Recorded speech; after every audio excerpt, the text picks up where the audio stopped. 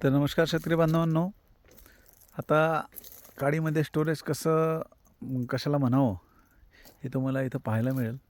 आता ह्या झाडाकडे जर बघितलं तुम्ही लांबून, तर हे बघा, हिरवगार झाड आहे, हिरवा पाला झाला आहे. आणि हा फुटवा जो आहे तो जानेवारी फेब्रुवारी महिन्यातला आहे.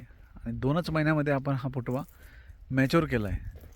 याचं कारण म्हणजे आपण जे ऑर्थोसिलिसिक ॲसिड, त्याच्यानंतर मायक्रोट्रेनचा स्प्रे आपण इथे घेतलेला होता.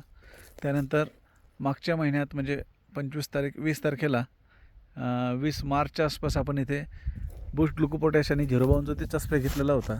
आणि त्याच्यामुळं जो नवीन फुटवा होता, तर हे जो काही नवीन फुटवा आहे हा 8-10 दिवसातला आहे. पण हे जो फुटवा होता, हा फुटवा चांगल्या प्रकारे मॅच्युअर झालेला आहे. आता जवळजवळ सर्वच झाडं तसे हे बघा, इकडे कडाला वगैरे जर आपण बघितलं तर बऱ्यापैकी इथे आपल्याला स्टोरेज पाहायला मिळतं आहे, फळफांद्या पाहायला मिळते. हे बघा, ह्या फळफांद्या तयार व्हायला लागले. अजून एक स्प्रे इथे घेणं बाकी आहे, 15 तारखेला तो होईल. आणि अशाच प्रकारे आपल्याला काडीमध्ये मॅच्युरिटी आणून आणि ताण चांगला देऊन बाग फोडायचा असतो. आणि तो 100% आपण दरवर्षी फोडतोच. तुम्हालाही जर अशा अडचणी येत असेल बाग फुटण्यासाठीच्या, तर मृगबार फुटण्यासाठीच्या, तर मृगबार फुटण्यासाठी काय काय करावं आपल्या व्हिडिओमार्फत तुम्हाला वेळोवेळी माहिती मिळत राहते. त्याप्रमाणे जर तुम्ही फॉलो केलं तर रिझल्ट 100% तुम्हाला मिळणारच. धन्यवाद.